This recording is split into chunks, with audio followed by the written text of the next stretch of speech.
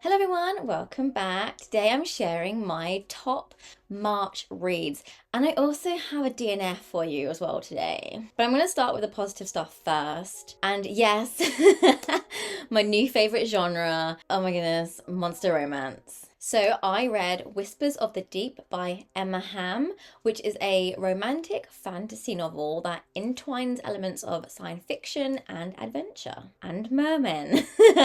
So let me tell you a little bit about the story first. So it follows Mira, an engineer dedicated to maintaining Beta, which is an underwater city. Basically, humans don't live on the surface anymore, they live underwater. And during a solo mission in an abandoned section of the city, she encounters Argus, a merman from an ancient civilization, and he is intent on protecting his people by eliminating Beta and the people or the humans that live there. Without giving too much away, there is an incident and Argus and Mira end up deep down, even further in the water together, and their relationship evolves as they develop a profound bond, challenging their perceptions of each other's worlds and their loyalties. There are themes of forbidden love, cultural conflict, personal transformation. Set this against a richly described backdrop of the ocean's depth. This monster romance really immerses you in a whole new world. There's also a little robot called Bite that helps Mira navigate life and surviving deep under the water. I also love all the side characters. Like, we meet Argus's, I think I'm saying it right, I always pronounce character names wrong, but it's like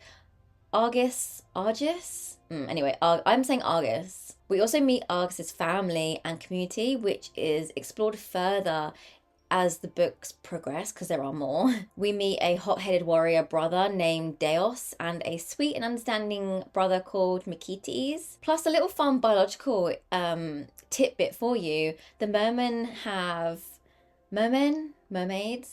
the merpeople have two of everything.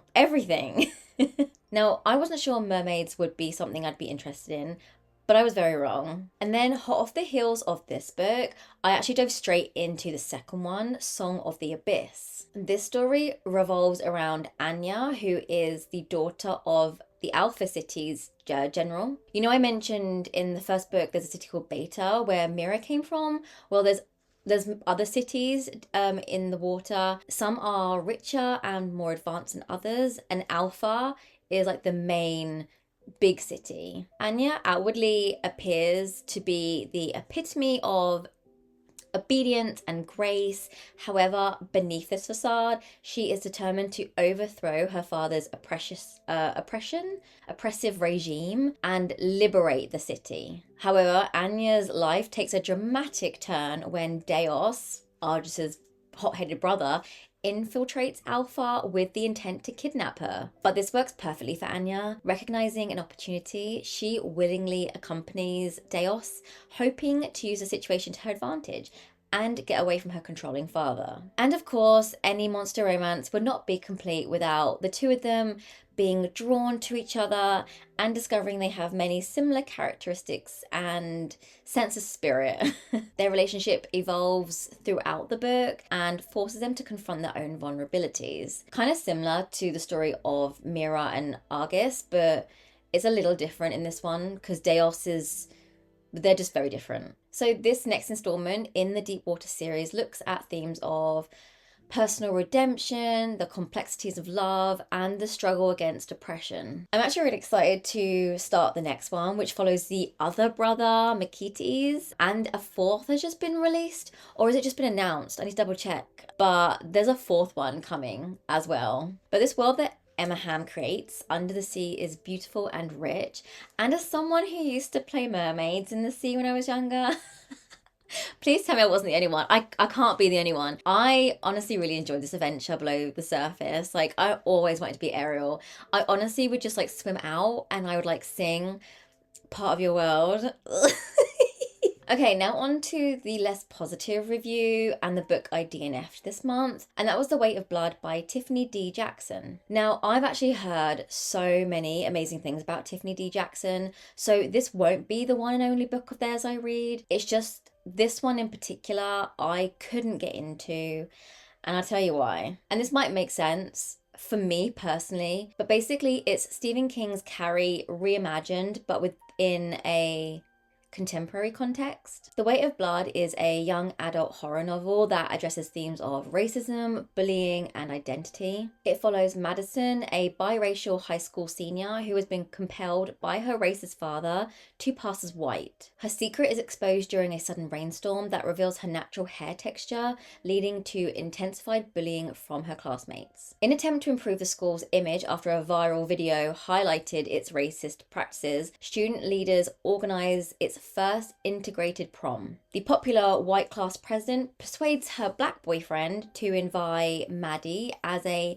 gesture of unity. However, the events take a tragic turn when a cruel prank humiliates Maddie, triggering her dormant telekinetic abilities, resulting in catastrophic consequences for the town. And as you read this book, the narrative also includes parts of a podcast episode investigating the prom night tragedy and like newspaper articles, as well as like different views from everybody. I'll say this off the bat, the book isn't bad. It's a great story and it explores some really important themes. And the characters are really interesting and complex, and I really did feel for Maddie. And this is literally just for me, but as someone who is a big Stephen King fan and a big Carrie fan, I just I couldn't stop comparing it to and thinking about Carrie the whole time. I was like, oh yeah, this also happens in Carrie.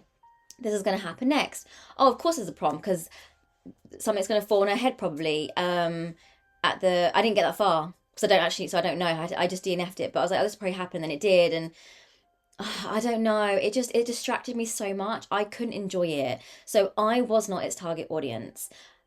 I wasn't. And I know it's not a 100% exact replica, but pretty much all the events were similar. I don't know what happened. I clearly did not read the blurb, or I read the blurb of another book, but then downloaded this one because it even says in the blurb that it's Carrie reimagined. So I don't know. I obviously got my wires crossed. I actually had it on Audible and I started listening to it and I was like, I've heard this story before. And then I looked into it and realized what it is. I would, however, absolutely recommend this book if you haven't read Carrie. Maybe if you have read Carrie a long, long time ago, or like maybe you've never seen the films, or you maybe read Carrie and you didn't like it, I would still give this book a try because you might not have the original in your head the whole time, but because I'm a fan of the original so much, I could not get past it. But I didn't DNF it because it's a bad story, the writing is bad, the characters were terrible, none of that. That was all great. It's just me. It was just me in my head,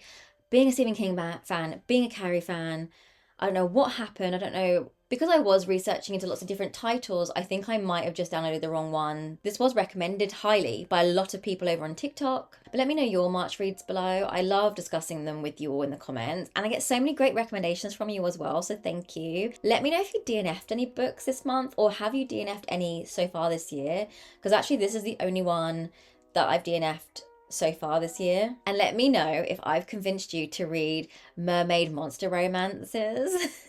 These books, I've seen some of the fan art you can get with it, and some of the, the ones with the nice sprayed edges and the character art inside. They look so good, but they're from America and it's going to cost me so much money to get them shipped over here, and I'm really sad about that. But we'll see. Maybe I'll save up and I'll treat myself or something this year. I don't know. Thank you so much again for watching. Don't forget to subscribe, and I'll see you all next week. Bye.